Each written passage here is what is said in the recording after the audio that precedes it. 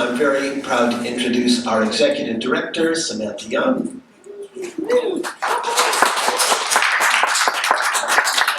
And two team members who were very involved in putting this survey together, Dr. Nick Fairbridge of the Faculty of Medicine at Memorial University, and Mike Graham, who unfortunately has retired as a professor at College of North Atlantic, so he has lots of time. So we call in, and he lives down in Buren, and we get him involved as well. So it's my great pleasure to say that four of us have been taking the lead on crunching the data. And so we want to tell you the story of how the survey was done. I think you understand already the reasons for it. Nobody had the information about what food and how much food is being grown. So we set out to collect that. Samantha. Hi everybody. So I'm Samantha Young. I'm the Executive Director at the moment for Food Producers Forum. And yeah, you all kind of know why you're here, but the kind of biggest reason that we really wanted to bring everybody together for an event like this is because all of the information that we've really collected up to this point is all of yours. Everybody that was involved in this project and everybody that cares about this information, it affects all of us. So one of the really big things that we were looking for out of this survey was to figure out what the problems were that we knew already existed. We knew that there was going to be issues with connecting municipalities with the values of food growing in their communities. We knew there was going to be so many people that were growing food without maybe the supports that they might be looking for. And we knew that there were people that also wanted more sort of supports for themselves to either learn or to grow what they were already doing. So those were sort of the really big reasons why we wanted to be able to have baseline actionable data that we could prove the value of what a lot of us are already doing. A lot of us are already growing some of our own food, and there's so many opportunities for us to continue doing that and supporting each other.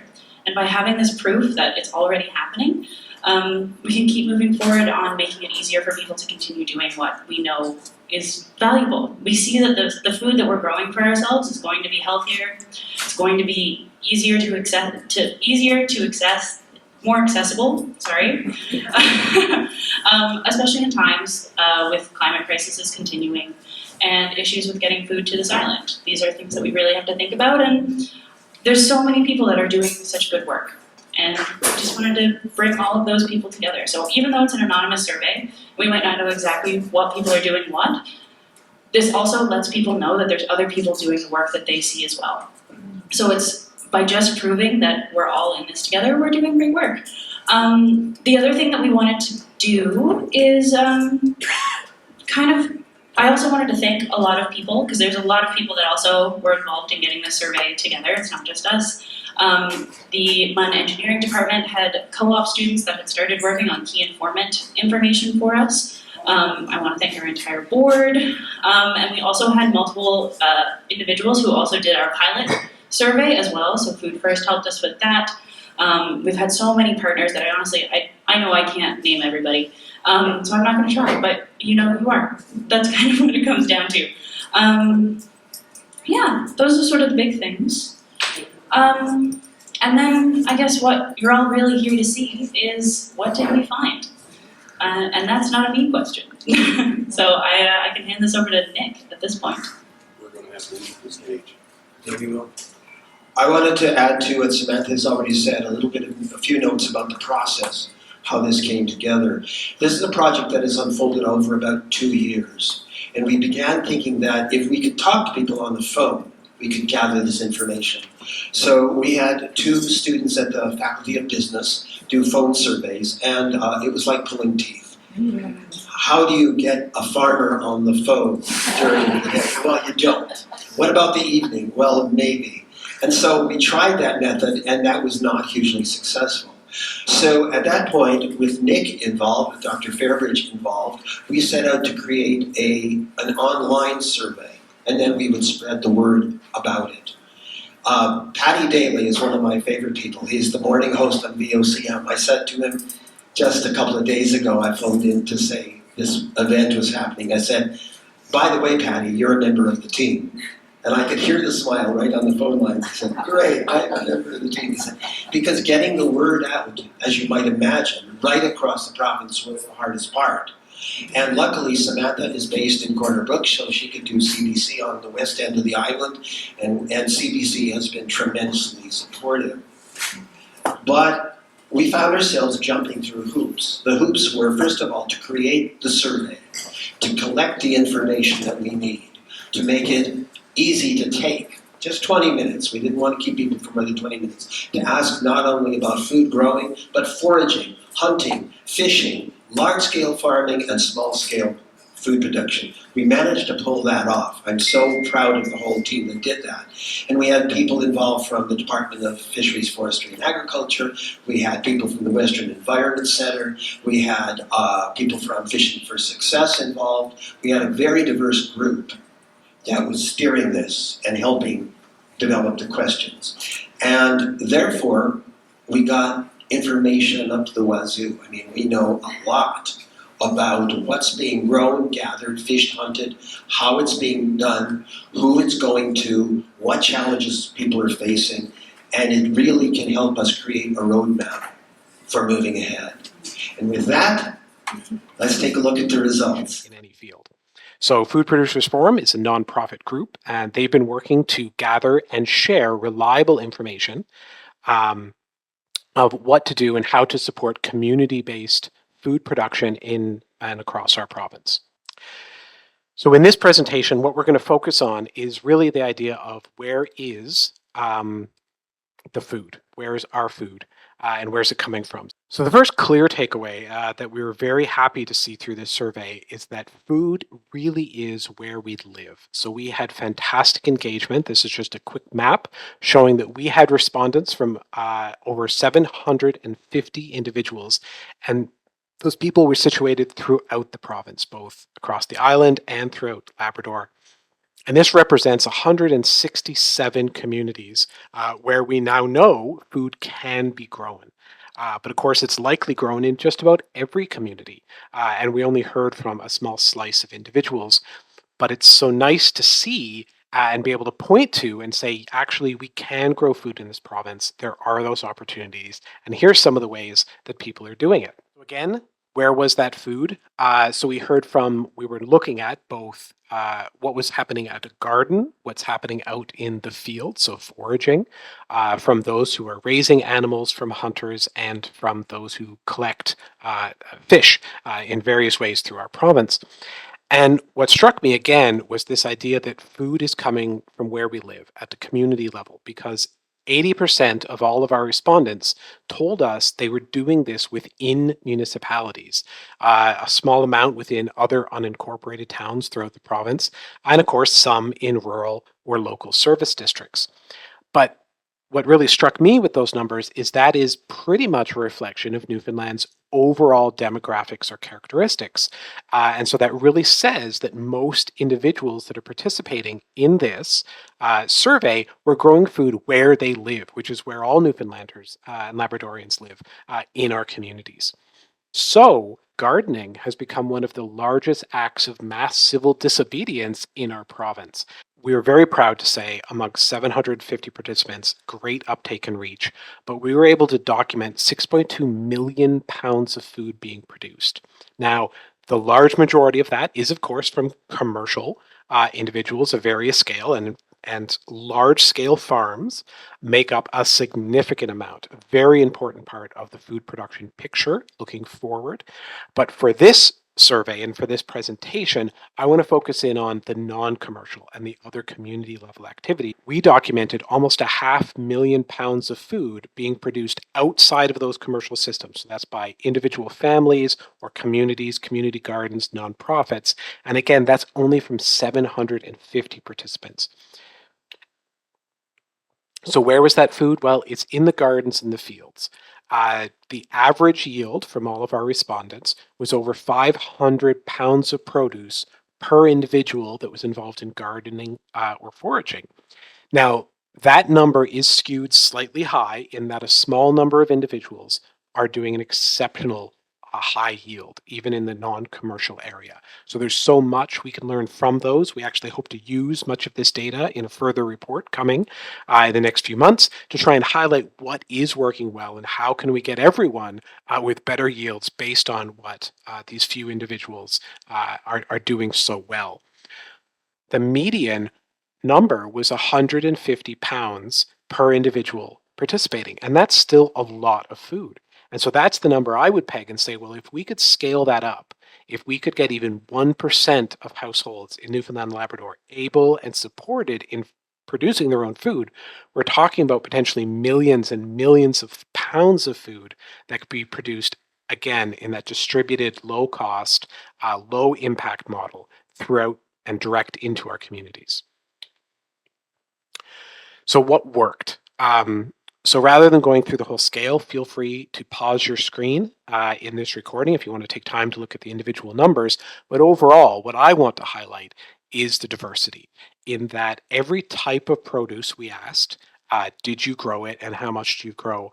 Everything was grown within Newfoundland and Labrador. And individuals even took the time to enter into the other category and tell us all the other things they were growing that we hadn't even thought of within this survey. So this represents well over 300,000 pounds of produce being produced within gardens and fields. So for instance, just to highlight berries and grapes. So even with 2% of total yield coming from grapes, doesn't sound like a large amount, but 2% of 300,000 is actually a lot of grapes. So even grapes can be grown in Newfoundland and Labrador. Everything was grown, but of course, the volume or the bulk of it really comes down to what are people most comfortable with, what are they most likely to grow. And so that's where we see the largest category being root vegetables, mostly potatoes, making up almost half of all yield. But greens and carrots and parsnips also very common. But everything was there in some capacity. And the one I also want to highlight is forage in the upper right section at almost 6%. And that's just from our fields. That's mostly made up of berries, but can be mushrooms and a variety of other crops that are out there for individuals to seek out and pick. So we also got a lot of information about how people were going about these activities. And as I mentioned, there's so much more we're hoping to get into in a further report. But at a high level, some of the takeaways that I would like to highlight is that almost everyone told us they were using some form of compost in their gardening. And why I think that's so important is that while almost everyone all across the island and in through Labrador was using compost, and many of those individuals were doing a home compost as a way to produce it or buying it. Really, at a municipal or regional level, we have almost no composting facilities or way to capture and create our own market. So there's so much potential there to support local food production at households and really at any capacity if we could find ways to do more regional and municipal composting. Most individuals in this survey were using raised beds, and that really tells us a lot about both the nature of the soils and perhaps the number of rocks or just the use and access of how people go about gardening, and really the success of raised garden beds within Newfoundland and Labrador. We also were somewhat surprised at just how many people used greenhouses. So just over half of everyone who's involved in some sort of home garden or vegetable and fruit production did have access to some type of greenhouse to both extend the season or to improve conditions. Many individuals were also collecting seaweeds and marine organics. So again, making best use of available resources, excellent use and source of many nutrients. And because I'm so interested in what's happening at a municipal level and the policies and considerations there, I also want to highlight that at this point, almost 7% of everyone who was gardening did tell us they were using municipal water sources. So it will have an impact if we scale this up, and it's something we need to plan for at a municipal level. But many of those individuals were also supplementing that with rainwater collection, their own artisanal wells, or other options. So where's the food? It's also clearly with the hunters, fishers, and the homesteaders. And so I'm just going to simplify all other livestock production. I'm just going to refer to as homesteading. And from those groups, again, the average yield of someone who was involved in any type of hunting, fishing, or homesteading was 375 pounds of meat, eggs, or milk, mostly meat, from these sources. And again, a small number were doing exceptionally well, especially those who got a moose this season. Certainly helped bring up that average slightly. But still, half of all individuals who were engaged in these activities told us that they could bring in more than 130 pounds of food, of meat, and other animal products through these activities. So again, feel free to pause at this point if you want to look at the details, but in general of this graph, this is showing us what made up over 80,000 pounds of meat and other animal products, and by source. And so what I want to highlight is, of course, moose and cod stands out significantly in this graph, but when we actually add up these different categories, what we're seeing is almost 40% of all meat production, our participants told us was coming from hunting. Another 40% was coming from a variety of different fish and shellfish collected, and only 20% was coming from the homesteading sector. And what I want to highlight in those broad categories, where homesteading right now is the minority or the smaller component of local meat and other animal product production, is that when we look at both hunting and fishing, those are regulated industries. They're also regulated based on the stock and availability. So we cannot simply set a goal of saying, well, let's double our hunting take or double fishing, and that may not be sustainable. But we can double, we could triple, we could increase really to whatever level we're comfortable with within our communities, what can be done in terms of local homesteading and other animal production facilities. And it can be quite successful. So again, so few municipalities currently allow any type of livestock production at a local or residential level. But those who were involved in it, such as chickens and those who raised them, told us that they were doing quite well. So if someone had chickens, half of everyone who had a coop reported over 100 pounds of meat and eggs just from chickens. Those who did or were allowed to have pigs or sheep or even cattle were looking at anywhere between 200 to 800 pounds that they could just produce at a household level. So there's significant opportunity for homesteading and livestock production if we find a path to do it well and to follow standard best practice. Where's the food? Well, it's also in the pantries. So almost everyone who took part in the survey told us they were preserving food in some way. So most were freezing, some were bottling, pickling, drying, brewing, a whole variety of options. But only 1 in 5 currently had access to a root cellar or other forms of cold storage if they were looking to scale that up. And why we think that matters is we also have some data where we asked, well, where did it go? So again, this is just focusing on that community food, not commercial, what is being grown in households at a community level.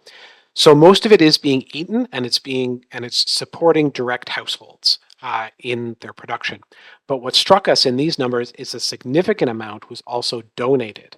So every household that we can support or alleviate the regulations so they can get involved in local food production at household level, that actually supports more than just that household, because so much, upwards of 15% of all that food, almost 500,000 pounds of food, was being donated to friends and family and supporting others in need. A small slice was also formally donated to food banks or other programs. Some of it was sold. So again, this is separate from the large commercial activities, but even small households may still have extra eggs in a given week or other things to trade or barter and start and promote local cottage industry. And upwards of 2% of all food was wasted.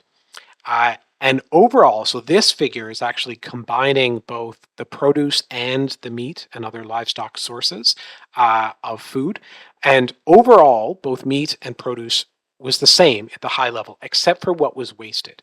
So less than a 1% of all meat products were wasted, where anywhere between 3 to 5% of all produce ended up wasted, according to respondents in this survey.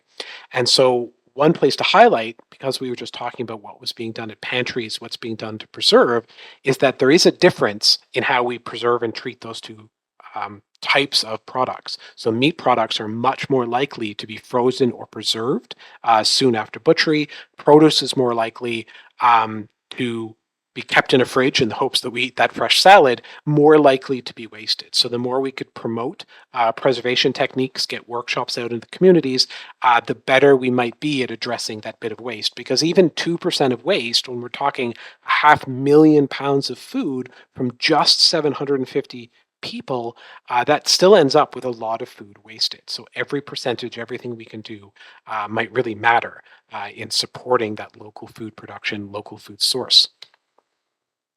So we also see food in future opportunities. So we asked respondents a series of open-ended questions to tell us where they thought the most innovative opportunities were and other ways we could seek out and promote local food productions. And we were thrilled by the responses. Individuals throughout the survey really took the time. They wrote us a small book about what could be done within Newfoundland and Labrador. And I just want to highlight some of the innovations and other ideas that really came from that community level and responses throughout the province. The first thing that struck us throughout these was just the number of individuals who were talking about community resources, community opportunities, and that sense of support and not just wanting to do it alone. So we did ask how many individuals were borrowing or renting equipment, and the vast majority of people are doing it alone. They're just working off their own lands, their own equipment. But many suggested they could rent or a mentor or be involved in other aspects if asked. And there was certainly an interest raised in many of these open-ended questions for more opportunities and community resources. So that could be community libraries, community farming, shared fields, opportunities like that. But again, that doesn't have to be municipal-led activities. That could be nonprofit. That could be a variety of different ways. But again, that interest in not going it alone and finding partners and ways to really synergize and bring it together. Many individuals also raised concerns with access to land in a variety of different capacities, but that wasn't just large-scale agriculture needing access to commercial and agricultural land. There was also many calls for small-scale allotments, more use of things like highway plots, and generally trying to reclaim or reuse municipal or public spaces in ways that could also be producing food. So, for instance, you could have a municipal park where there's a need for a wind barrier or a desire for ornamental trees or other trees around. Why not use fruit trees or nut bearing trees in the same location so we can support the community and use that space in a variety of ways? Of course, my interest in coming this is again those municipal regulations and how we regulate and support all of this. And many individuals raised concerns with the current restrictive environment at municipal level. And what I want to stress in this as a definite opportunity is we can open up. We have many examples. My own work and research can point to of communities that have allowed residential agriculture, residential livestock, and those communities exist and they're thriving. We haven't had poison wells. We haven't had mass issues or concerns. Society hasn't broken down in these communities. It can be done. We can move in that direction. And I would encourage every municipality to really hang all of the regulations on standard best practice.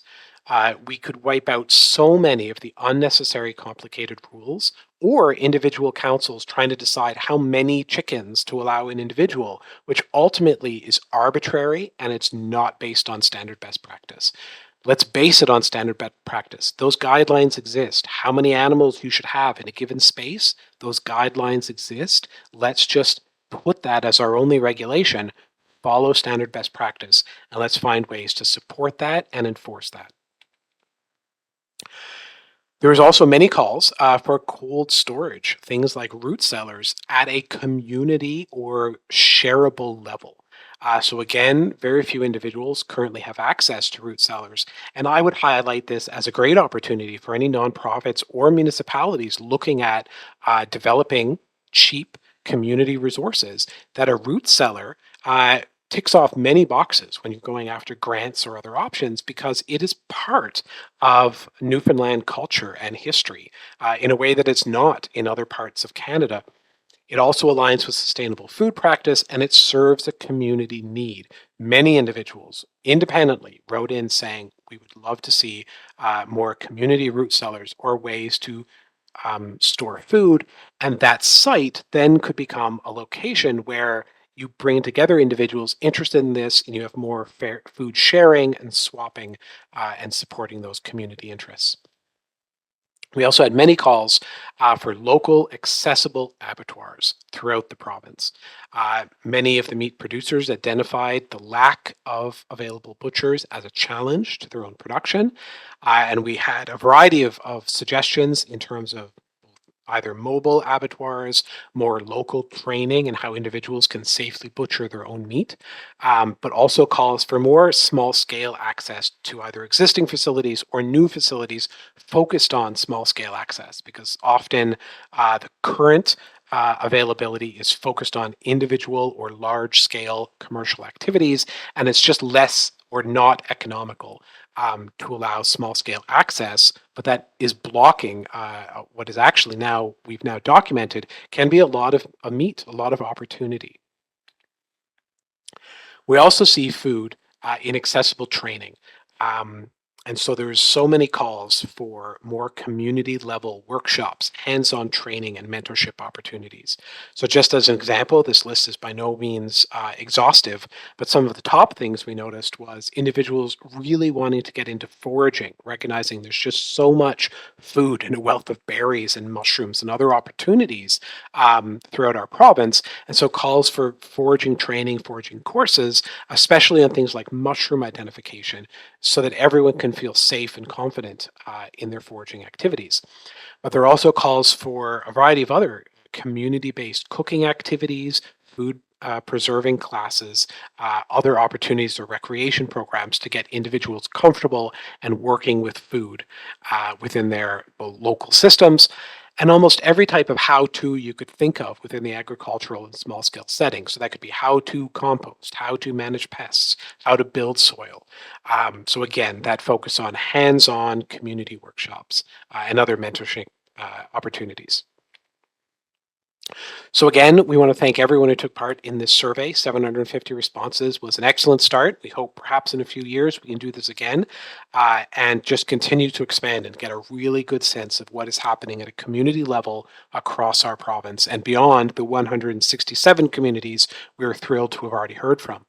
So I hope you will all stay tuned. We hope to have another report coming out in the coming months to go into details, including recommendations of what we can highlight, what we could work on as a province to improve the situation further.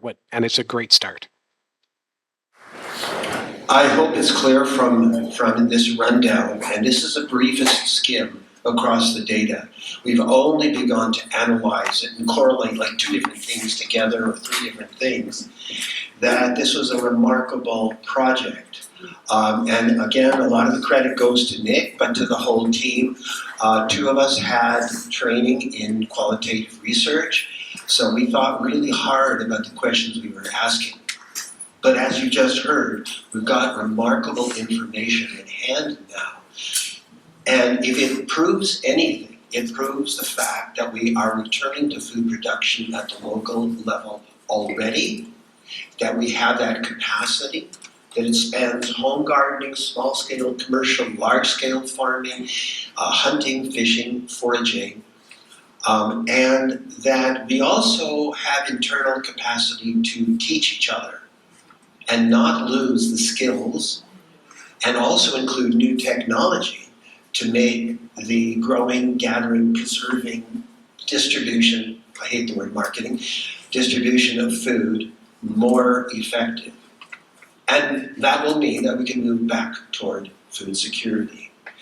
So I'm going to hand this over to Mike, and he will MC the next phase, which is to take questions and comments. And shortly after that, some food will appear, thanks to the pantry. And then we'll take a break so you can mill and throng. You're stealing my thunder. Basically what we're going to do is we'll have maybe 10 minutes of questions right now about the survey itself.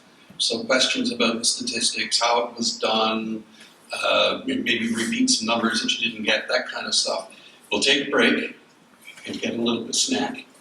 And then after that, what we're going to do is talk about the meaning of the survey, where to from here, what we got right, what we should do more of in terms of finding out information, and what our next step should be. So that'll come after the break. So has anyone got any questions for Nick about the presentation itself, about the data? First of all, I want to thank you for mobilizing this very, very important topic. And Dr. Fairbridge, I've been reading your material from Mountain Bay, and I really thank you for the wonderful job that you're doing. It's actually helping us as well in another area that I'm working with. So my question to you is, are you going to make this data available, and are you making sure that it's going to be in front of the eyes of the people that make the decisions at the different levels of government that are so stunned? That's a really interesting question, and it's a deep question because it's the question of how do we change? How do we change what we're doing? And I want to say two things about that. One thing is that we keep bumping into these myths. Oh, you can't grow food here. Oh, greenhouses are no good. You know about Sprung, don't you? And, So I'm just going to say in my own garden I grow grapes and kiwis and peaches. And the discussion, do I have a greenhouse? Yes. What does that do? It extends the growing season by 2 months. Does a large greenhouse like this produce food? You bet it does, as long as you're organized and you have people to do the work and you have the knowledge.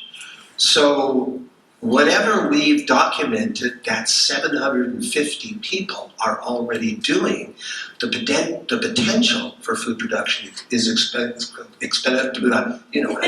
much larger. And so back to Anita's question is will we be putting this data in front of governments, both federal, provincial, and municipal? The answer is yes. And it's very interesting what's happening already across the province. Just here on the North Avalon, I sit on a board with a bunch of other people, some of them are farmers. Oh, we'll forgive them for that. And I'm pulling Anita's leg because they have Windy Heights Farm. I was a homesteader first. Oh yeah, well that's okay then. And we have a group called the Killick Coast Agricultural Advisory Committee, which is setting up meetings with mayors and councils to address exactly what Nick is talking about. At the provincial level, we're seeing signs of progress, funding being provided for a greenhouse in Labrador and cold storage and the bedding plants and the community gardens. So we feel like we've got our foot in the door. Simple answer is yes. We will be trying to make these data available and then convince governments to make changes based on that knowledge. I might actually just Yeah. That's okay. Another thing to add on that also is one of the things we're trying to help with is a lot of municipalities also don't know what needs to change. So that's something that we're also trying to support is figuring out what those guidelines can look like for helping municipalities not have to make the decisions on their own. Because they might not know. Don't make their decisions on their own. Exactly. That's when it happens, they're doing their best. And we understand that, and there's space for researchers and knowledge holders to be able to share that with municipalities in a way that makes sense to them. And yeah, that's sort of where we're hoping to go next. So that's another positive part. Yeah, so to talk a little bit about my approach at least. So my goal is to not call them stunned. My goal is to try and encourage them, really the tone that Samantha picked up, is the fact that they are limited. They're limited in resources. Those who I've talked to, various councils, they feel so hamstrung. So many of them, for instance, can't afford an enforcement officer. And they've been told very clearly by the province, if you can't enforce it, you cannot regulate it. So I think one of the barriers is this perception that, well, we can't allow chickens into the community because as soon as we allow chickens, we need an enforcement officer to go around and be measuring coops and all that kind of stuff. Well, no, they really don't. It can work without it. But also just trying to wrap, and where all this comes together, is trying to find the champions and the examples to say, well, actually it works and it's an economic benefit. So the angle I've taken with my own council, they've been huge partners actually so I run a project called, or help run, the Harbour Farmstead out at Harbour, Maine. We've been hugely successful because the municipality is actually a partner on it. When we need our land cleared, I mean, they've provided so much in-kind support. We just get a town worker out and they help clear our land and we work on them with that. And because of that support, we've got over $500,000 in funding for a town of 1,000 people. From the LFIF and other great funders to build a community farmstead. And then that's triggered research grants with Tanu here at the back. So that's another $250,000 that we can help tap into, and that town then gets to be a representative and they get to be directly part of research. So my goal is to try and kind of pitch those two things together, because one side can pay salary, but the government grants often don't ever cover salary. So I've got a ton of equipment, big greenhouses, nobody to run it. Right? And so there's this balance we're still figuring out. But where I think it's really useful on the municipal side is one to say, hey, this works, and actually it's going to bring money into the community and development and interest in the community.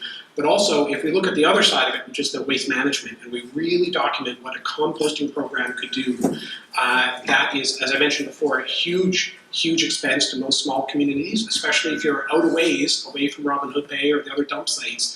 That's expensive for them to get a contractor in, bring it all out, and then they pay more again per ton in tipping fees. And if we can get that out, if we can recycle those nutrients into the local farms and other places, all the better. I think one of the other barriers, and it's not something we touched on in this survey directly, is there's a perception about taxes in municipalities. So the province gives you a tax exemption if you have farmland, but the municipality doesn't get any kickback from that. The province isn't supporting them, they're just losing a perceived source of income. But one of the key things to get the message out on is actually houses are a net loss, right? Municipalities aren't making money off suburbs, they're actually losing money, and we rely on other grants and other places.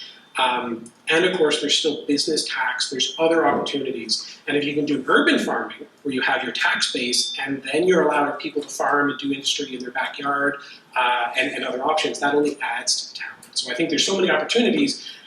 It's just about how we get it out. And we have partners such as Food First NL, and I believe they promise to spread some of the word.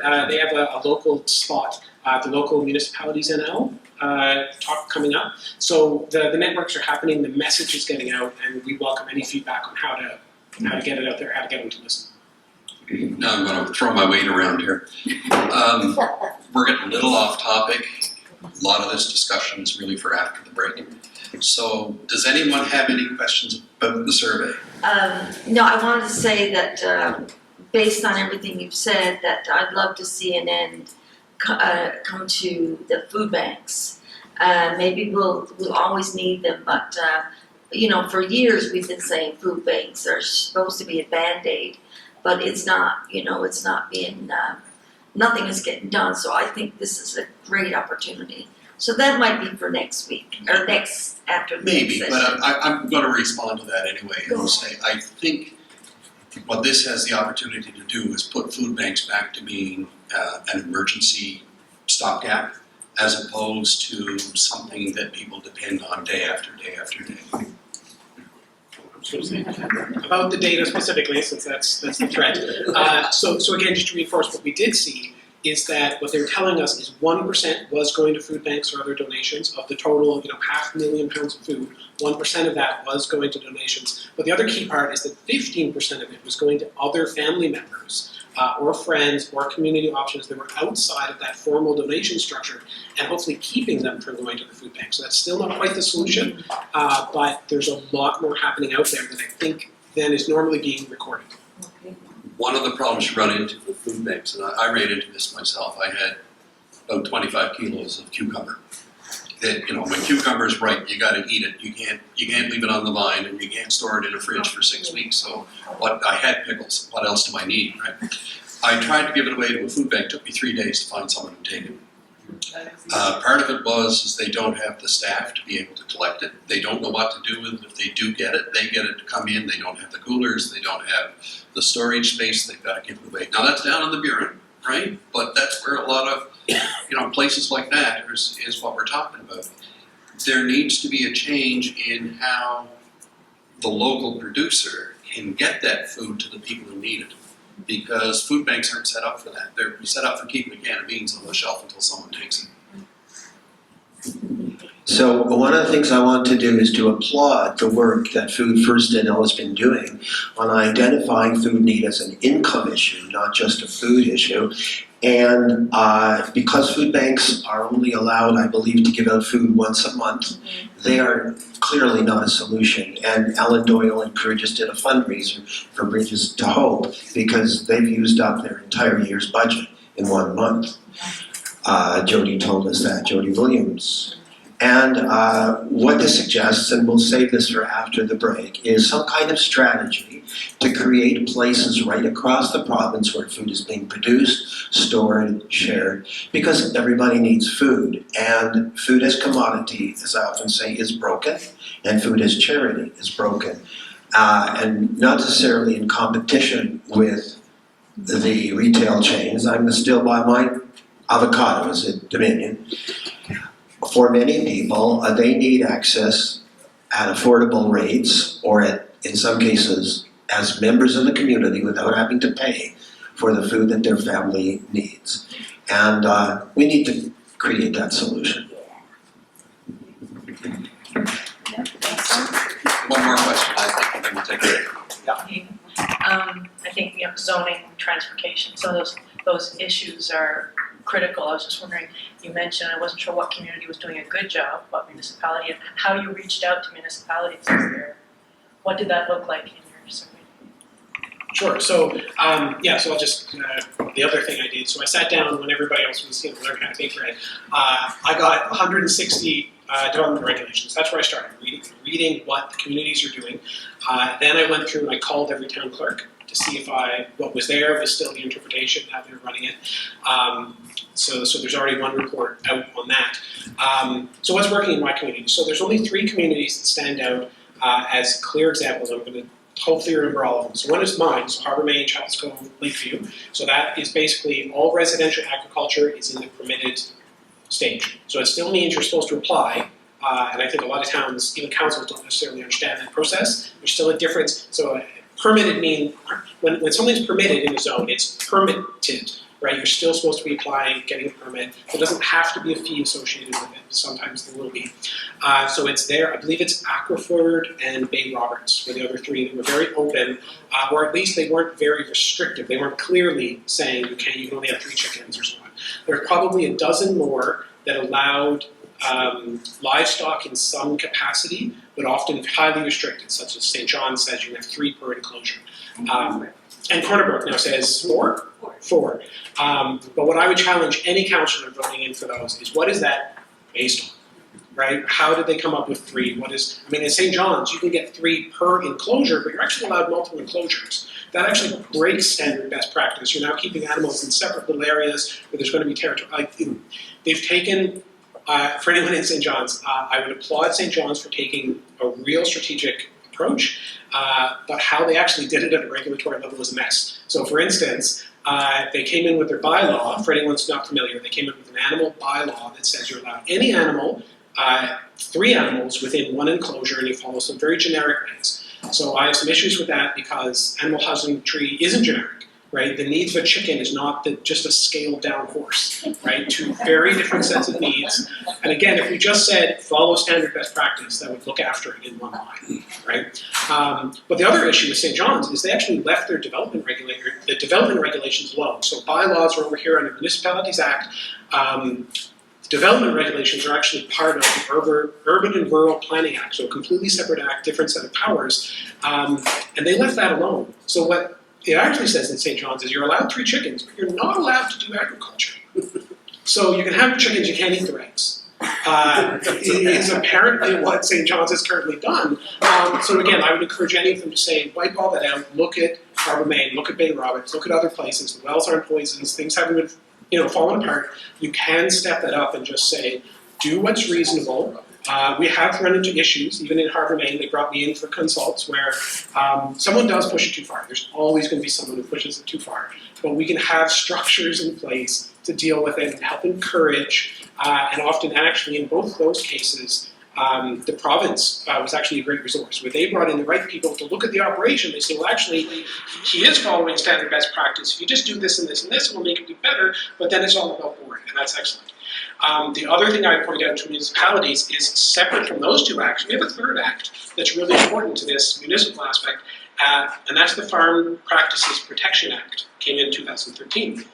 So that says very clearly, in fact there's a line specifically designed for municipalities that says, if a farm operator, which they're very broad in what that means, you're doing it not as a hobby, as in, you don't have to be making money, you're doing it with the intent to benefit. So feeding yourself, feeding your family, it would cross that threshold. You're there to benefit from it. As long as you're following best practice, a municipality cannot bring any noise or nuisance ordinances against that farmer. And that farmer is also cleared of any liability if someone wanted to try and sue them. There's a piece of legislation to protect. But municipalities have found a loophole. As long as it's not agriculture, or by just saying you cannot do agriculture here, well, that's moot, right? It doesn't matter. So that's where my concern with St. John's, again, to point it out, is you're allowed 3 chickens, but it's clearly stated it's not agriculture. Which means if someone complains about it, you're not protected by the Farm Practices Protection Act, right? So there's this loophole we could close by just saying, and so to highlight another community, I think really got it right. So there's 4 communities that came up with a completely different way of regulating it. So I'm going to forget all of them, but the main one is Grand Falls, Windsor. And they said, well, instead of making household as a land use activity, if anyone's familiar, I won't drone in or go on about how the legislation is structured, but they call it an accessory use. So it just says, as long as what you're doing is accessory or secondary to your residence life, right, it's automatically approved.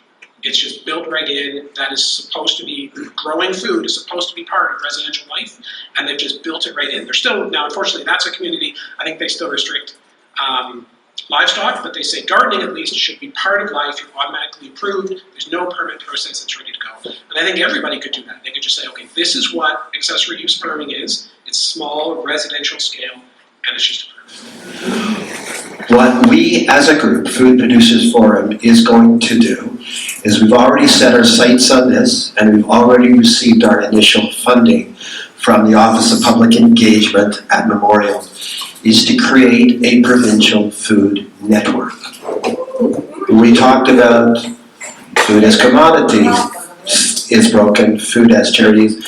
We're going to get people together to build a monorail right down the middle. And the way that works is that we think it's a really good idea, but we won't know for sure until we head out across the province and talk to people. We very much hope to work in partnership with Food First on this one because they have their own people across the province in regions. The concept is, we called it the Food Hub, but it gets confusing because that name goes to other things. We're looking for new words, if you have a new word for this. In each community, in each region, there will be a community where food production is taking place, as Nick described in Harbour Main. Food sharing, just food distribution is going on in a more equitable way. Food preservation is taking place, and most importantly, food education. We have already identified 10 sites, and we have funding. So we need the best ideas from everybody to develop that network and build it out. But we're ready to go. Back to you, Mike. Okay, it's brick and bouquet time. Does anyone have any comments they'd like to make or sort of topical statements? You know what we should do with this? No one? Come on. What did we miss? What did we miss? Yeah, that's the first question. What question should we have asked on the survey? Yeah, you tell us what you figured out. Well, I'm the foreigner from overseas here. I just flew in from Nova Scotia yesterday. We have small hobby farm. I'm Samantha's aunt. And it strikes me, because my husband worked his whole career in agriculture, in the dairy industry, and I've worked in agriculture and taught at the NSAC and DALAC, that really there's a divide between commercial agriculture and those of us that are sort of hobby farmers, homesteaders. And it's to break down that divide, and this is what we were discussing, that we ran into the problems with abattoirs and food inspection, meat inspection. If you're growing, 20 meat birds, to get them ethically and healthily to the freezer, whether you're keeping it for yourself or to share it. And that somehow there needs to be a door opened between commercial agriculture and non-commercial. That there's a huge divide in particularly the quota systems, the dairy and the poultry. Comments on the I mean, I know you're talking. I know. We can have this conversation all the time, and we do. But I really think that one of the things that farmers also, and just I haven't had as many opportunities to speak to farmers as I have had to speak with individuals, because there's more people around than just farmers, and they don't always have the time to talk to everybody else. Like, they are very focused on trying to feed both their families, their communities, and everybody around them. And so getting that information, like finding those spaces where they can be supporting other people, is really challenging. When it comes to quota systems, that's something that it's really hard. That one, like, we've for some reason decided on a system that really supports large scale, and finding a space for that adjustment to a small scale portion is something, I mean, we don't have an answer to right now, but somebody might at some point.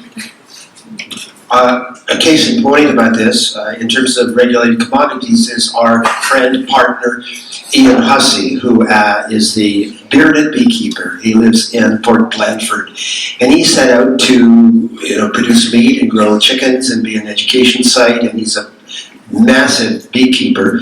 But he found that he couldn't market his eggs. In order to market more than just a dozen or two eggs at the farm gate, he had to apply for permission to the company in Nova Scotia that has a hold over egg marketing. So that's a strange and bizarre thing to find out, right? So we've set up these systems. It's largely, a lot of people like to say it's an old boy network, as it is in the fishery. And we have all these myths about food and where it comes from, and the farmer, well, that's the guy with the tractor and the cow. And there was a farmer, he was so skinny you could hardly tell the farmer from the ladder. So the part I just wanted to add in to the discussion that I find on the regulatory side, which is on that note specifically, is Newfoundland doesn't have an actual definition of what a farm is. And I think it's one of the things that municipalities struggle with when they're trying to regulate it, is there is no distinction. You go to CRA and they say, well, if you sell one egg for $1, congratulations, you're a farmer, you should be filling out your taxes appropriately. And that's really all there is. And so municipalities are struggling between someone who does something and they make a bit of money on the side doing it to help support themselves, and then something that is truly a commercial venture business. And there is no clear distinction. And Newfoundland here, we're also, I think, we're still the only province that doesn't have a provincial business registry. So anywhere else in Canada, where you just decide one day, I want to start a business, you have to go to the province, actually register, say, this is my business, this is what I'm doing, this is where I'm located, and then every municipality can cross-reference that. They can say, oh, hey, there's a new business, let's make sure to send them the business tax bill, right? But in Newfoundland, we don't do that. We have no registry. There's no way for municipalities to double-check what is being going on. But also no way to double-check that the person you're dealing with is reputable, has gone through the right processes, or hopefully filing their taxes on activities, so on and so forth. And so that kind of leaves it in this gray zone of what is a farmer, and it's so unclear here. Could I respond to the lady? So just a little bit of background, we own the beef farm in Ontario, so was familiar with agriculture in Ontario, and we're business owners in Ontario. And then when we came to Newfoundland, because Gerard's a Newfoundlander, we became business owners first and noticed that there was no registration required. I'm also a chartered accountant, so I understand from the perspective of CRA compliance and things like that. So Newfoundland does have a lot more restriction, but it is more commonly practiced with the marketing boards. There is quotas, and they are all across the country. The point that I wanted to kind of make to you that I was surprised with is the divide between commercial agriculture and someone doing agriculture in their backyard. It goes both ways. I didn't realize until we bought the farm here, there's quite a negative perception of commercial farm. And as soon as we bought it, we didn't realize that there was so much hostility towards us until we started encountering it. The perspective from farmers being hesitant on opening doors, it's because they have learned here to keep their head down, don't ruffle any feathers, keep doing what they've been doing, or they're gonna get some flack. So we've learned over the past few years that we've had the farm, there's a reason that they're acting the way they are. It's because the other side can be turned on you and become very hostile very quickly.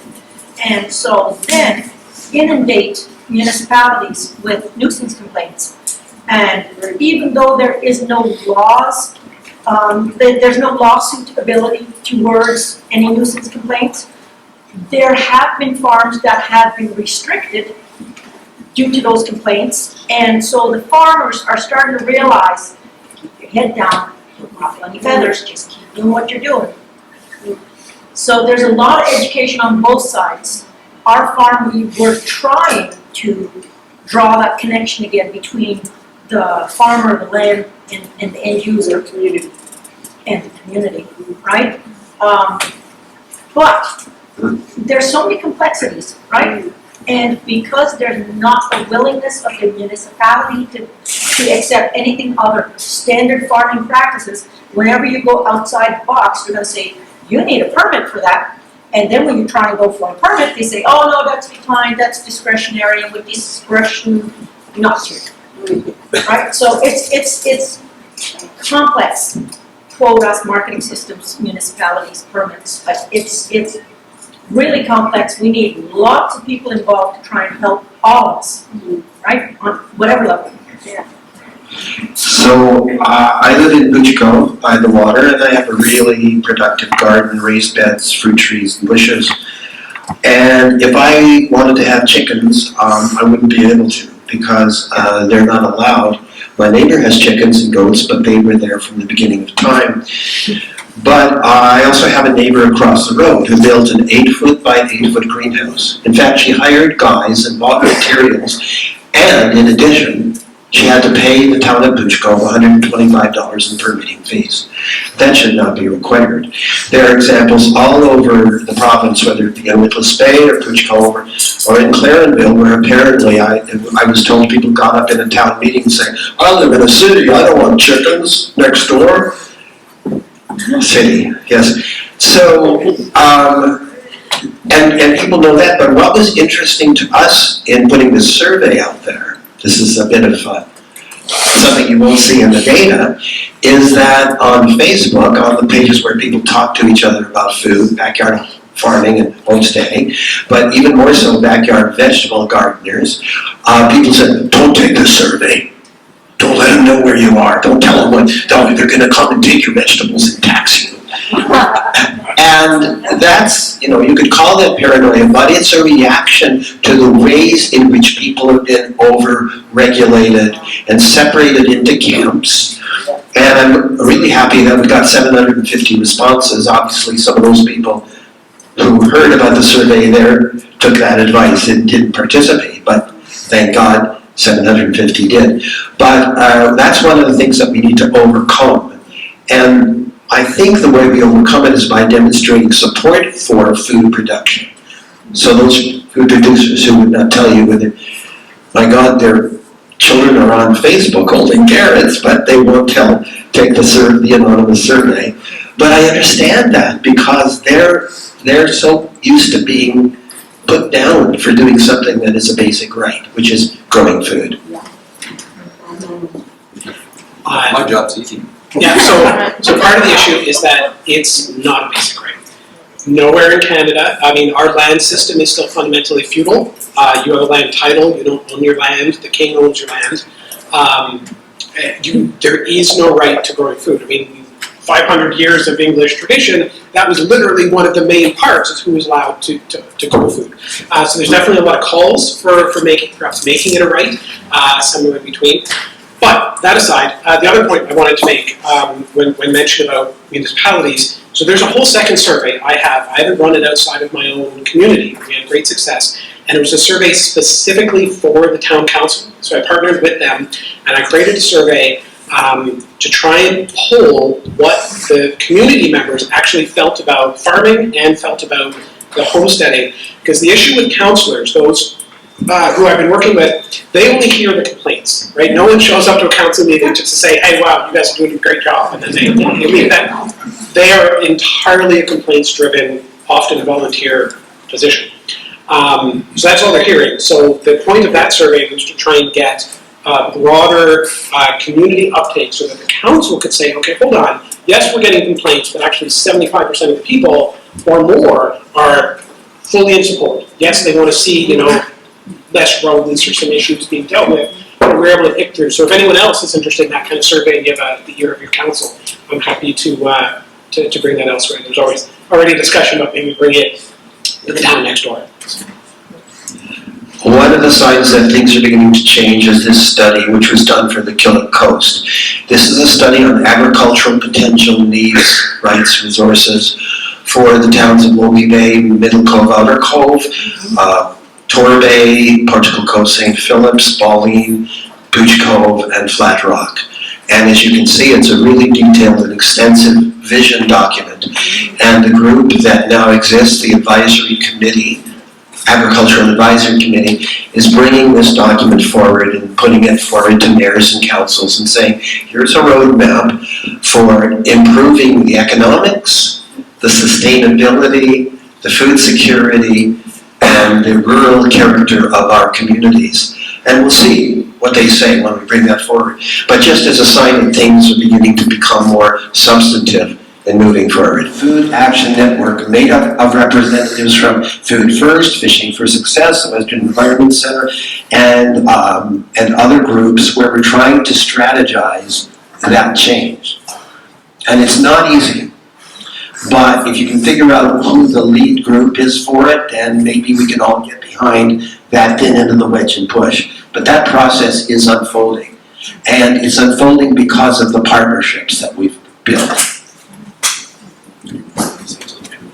So before I'm just going to jump in specifically on the did we calculate it. So I think that's one of the things we're hoping to look into is if we knew £500 million is being grown on site, what does that mean? Did that translate? But what I wanted to mention is actually a reflection on what Samantha just said, is that, yeah, the municipalities don't actually care. Yeah. I mean, they nod along, and it's very nice, and they, we're saving the world, that's great. But it doesn't impact them. It's not going to save them any money. But when you can say, oh, but while we're doing that, you're also going to cut your waste budget by a quarter. Because what the town needs is carbon credits. So encourage some of the growth. And that's exactly the other thing I would really like to see is a partnership broader between the federal government, which is doing the carbon capture credits, and those involved, and municipalities. So if a municipality says, okay, we're going to open it up, people can do all the gardening they want, they can do all the chickens and other things they want, we want to record it, and then the municipality en masse, on behalf of all citizens, gets to apply for carbon credits, and that becomes a revenue stream for the municipality. And I think that's one way we could really make the change happen quickly when you can say, no, now we're supporting the community and it's adding into the community. Is there any education being done in the schools to the children? Because there was a project on, I think, somewhere in Europe where they taught the children how to compost. The children went home, nagged their parents, and all the parents were composting. So what I'm thinking is, I mean, a lot of my friends don't know that there's an issue with food. A lot of people out there don't know. I mean, we all know because we're here, but most people have no clue that there's an issue and potential issues with food shortages or climate change or anything. So I think if we want that groundswell of support that helps push the municipalities to change, we need to educate. And I think that's a big problem. With respect to composting in particular, we have one of the experts here. Viviana, do you want to say briefly No, about? I'm not discussing composting. No, I know that. You're talking about education. I'm talking about education for Yeah. growing food and for supporting farmers, because there's a lot of people who don't even like farmers out there. And There is a I program. don't understand that. Okay, there is a program being spearheaded by the Federation of Agriculture in the Classroom, and a program for younger students, Little Green Thumbs, but it's sporadic. Like I'm going to be in a classroom at Cape St. Francis in a couple of weeks, probably for an hour. You know, and the thing about that, whether it's garden programs in schools or composting, teachers, I'm a retired teacher, well, as teachers we have a lot on our plates. So you come along with another program that you want us to run, we go, okay, and if it's one that we don't know much about because we're not composting or we're not gardeners, then that's a big ask. But what this points out is that there's huge potential at the community level for partnering, for connecting farmers, gardeners, composters with the schools, take that burden off the teacher and create the programs. I guess what the real question was, the example was composting because of what happened in Europe. But it's like children don't even know what a tomato is, right? They don't know how to cook. They don't have the first idea of it. They're all about, so if the change could start there and kind of move upwards towards the parents, I think that would be useful. And the second point I wanted to ask was 6.2 million pounds of food, but how much does one person eat per year? Like, I mean, does one person eat 10,000 pounds of food? So then 6.2 million is not that much, right? It's about 1,000 pounds. About 1,000 pounds. Yeah, the critical amount is the carbohydrates and the proteins. That's the basics. You know what those numbers are. Yeah. And the goal is not to get to total self-sufficiency, no imports. Although we can imagine scenarios where that would be forced upon us. It's more like a question of seeing how close we can get to having the basic food that we need as a population. I'm sorry to monopolize that. One more question. The indoor growing, has anybody done anything with that? Because I hear there's some cannabis building or something somewhere that could be used for indoor growing. There's quite a bit of development along the lines of hydroponics and greenhouse production. There is an undertow, which is the ghost of sprung. But when you can get through that fog, there are people actually doing green farms, and Farm NL is one, and there are others, and there's also plans for that. You have to have special circumstances. No, it's over here. Sorry. Yeah. I got 3 people lined up. There, and Josh. In that order. You've got an answer for the last question, Josh? Yeah, I was going to just mention something related to the school food cloud, if it's okay, and then get out of the way. This is just maybe because you were talking about school food specifically, and maybe this is a little bit of a time-sensitive thing for folks because it's March, and the federal budget is coming down at the end of this month. This is maybe a pitch for folks to call their MP right now, because one of the things Canada doesn't have that every other wealthy country has is a universal school food program.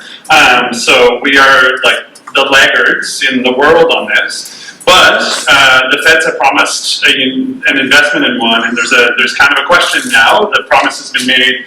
There's a lot of pressure being put on them to budget it this year. So now would be a great time to maybe call your MP's office and ask them whether they're supportive of funding the National School Food Program. I've been in lots of consultations for it, and I'm just thinking to like future versions of this research, I think it'll be really interesting to see how school food enters into this space. As a school national food program spins up, there's a lot of interest in thinking about how that connects with local food systems and how you bring in that kind of the relationship to local food into understanding how food is prepared and grown and brought to you. And we're missing a huge opportunity on that. And just, it's been really interesting because we hadn't been talking about this as a country for a long time, and now suddenly it's, the question is now, does the money come this year, next year, the year after? And so, but it's still worth pushing on. So I just wanted to flag that because it's like, I feel like people don't know, A, that we're so bad, and B, that there's a chance to change here. So just flagging that for all of you, because you're all the types who might call your MPs, and that's a useful thing to try. I want to make it clear that we heard you. I want to make it clear that we are in the process of forming an education team, and that request for more with kids is going to be actioned. How, I do not know. That will be up to the team. But two of us sitting in this room, Daniel Griffin and myself, are trained curriculum developers. So is Nathan Gage, a retired school principal, is growing food in Gambo. We have the skills for this. We know how to write programs that teachers can use, even if they're not gardeners. You know, it's a cookbook. Do this and do this and do this. It'll be great. Trust us. You know, so just to say, we hear you. Go ahead. I'm Elizabeth Fowler. I work for Murray's, and I'm on the board of the Landscape Newfoundland Labrador. Doreen is our president, and I recently got my Red Seal trade as a horticulturalist. You can't study that here, or you can't study it on the Avalon. Perhaps CNA has moved that program to Corner Brook, I think it was. Anyway, there was, it's gone, I even think, from Corner Brook. So my studies were in Boston. We've got people who come from University of Guelph. If a kid wants to do a career in horticulture, where do they? In Newfoundland, there's no place. And that really has to change. We have to see skilled trade as important, and horticulture, and so we need leadership there. I'd be happy to work on that committee as you guys move forward with education. That would be great, and I'm very aware from the work that Sean Dalter has done of how important nurseries are as education centers. How many times does somebody turn around and say, how much of this do I use, or how do you plant those? You know, they are education centers as well as sources of plants and tools and materials. So I would like to request that you email us with that point, because then we'll pin it to the wall and we'll pay attention to it and we'll ask rude questions about it. That's excellent. Yeah, we need opportunities for education training from the early age up through. And there was a young woman who was interviewed on CBC some months ago who was doing university in Ontario, I think, and she was from Corner Brook or somewhere out west, and she said, how come I wasn't told that agriculture was a profession when I was in high school? And that's a really good question. Too often in this province, agriculture's been a sideline. Yeah. I mean, Yes. you know, you fish first, and then you grow a few veggies when you got time. We've got a question here. Kathleen.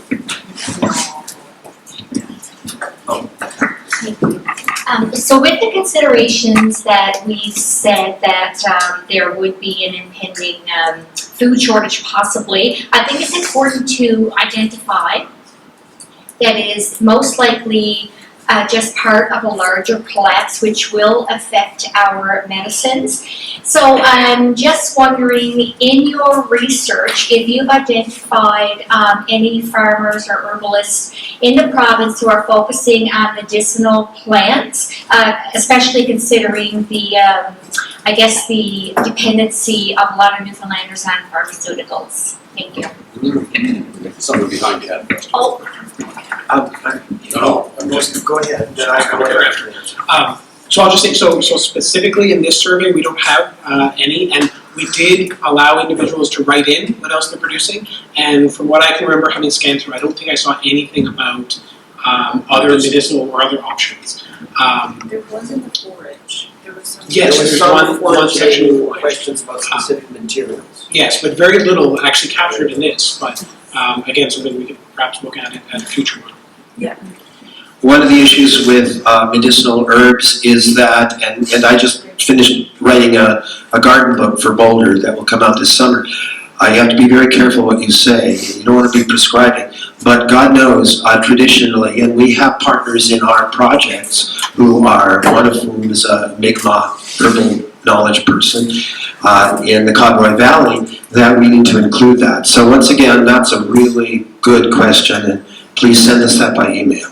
I will, and I was thinking of throughout the whole afternoon, I was thinking the whole afternoon to have to focus on nutrient-dense food that people are growing, and also some identification as well in the school system in addition to composting, but also for children to be able to forage, and such as cattail roots and things like that. With, of course, the warning of, being able to identify. With regard to sending home, I guess, ideas in the curriculum, it all comes down to what is convenient for parents. And so they may compost for a little while, but then, with their lifestyle, it gets out of hand, and they're not getting to where we are until they see the immediate threat, which, of course, then is too late.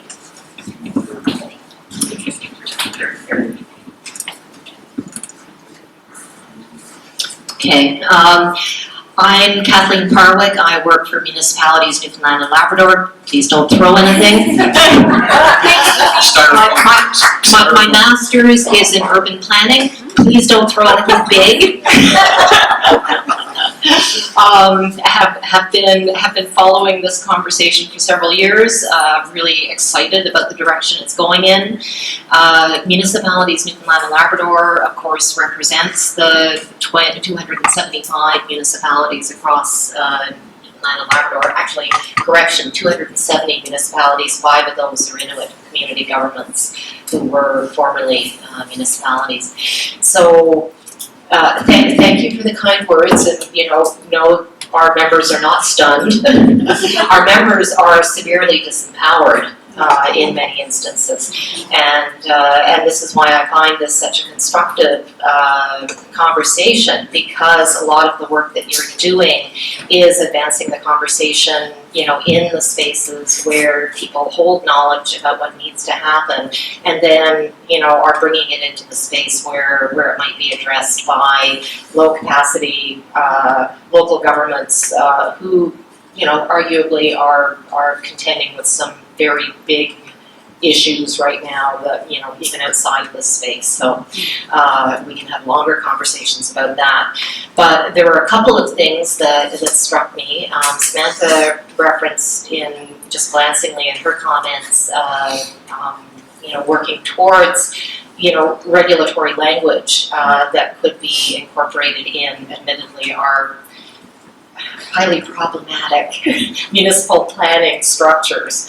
That template regulation exercise is a very constructive one. We went through that once already with the Beekeepers Association of Newfoundland and Labrador, and we basically had the City of Mount Pearl as kind of the champion in that particular instance, who worked with then a committee consisting of, obviously beekeepers and others, in order to come up with that template language that would mean that municipalities are not shouldering the full burden of trying to, invent something that probably is not going to be a perfect fit. Yeah. So, thing number one, that really encourage you to come and have a chat with us about that. And second, just in terms of the strategic opportunities, shall we say, that occur for us on a kind of polar basis in a calendar year. Our municipal members gather in May month each year for our symposium. It always happens in Gander, and we rotate three centers on a annual basis for our fall event, our big conference and AGM. It happens to be a St. John's year for us. The next year happens to be a Corner Brook year. The last time we were at Corner Brook was it was the first in-person event that we did post-COVID. And we had reached out actually to the Western Environment Centre at the time, seeking to have some kind of a foods-related activity, side event, what have you. I would suggest this is an absolutely momentous opportunity, timing-wise. If there could be some sort of parallel planning and perhaps a pre-event or post-event, or some opportunity to leverage the work that's being done perhaps even, if there could be a regulation that's well along, because frankly, I think you've got enough information right now. I don't think that would take a lot of time. And I also see, interestingly enough, when you said you were up in Harbour, Maine, I didn't realize that Mike Doyle is one of our charismatic mammals as a mayor. He's been one of the more vocal on the climate change action front. And I'm just loving the particular coincidence of all of these things. So Where is, Kathleen, where is Mike Doyle? Harbour, Maine, Oh, of course. yeah, Got it, yeah. he's the mayor there. And in fact, Fundamental Inc. is also based out there as well, who have been doing a lot of work with M&L as well, directly and indirectly on climate change adaptation stuff. So anyways, long story short, I think there are some very significant opportunities to amplify the message. If we can sort of treat that as a critical path, counting back from the tail end of October this year, and then looking ahead to the opportunity to sort of drive the message home again a year later in Corner Brook, and everything in between. It would be wonderful to have an opportunity, as much as Nick has done here, to present the data that we have. We may have even more detailed stuff published by May. I don't know if there's a chance of doing the session. We'd love to.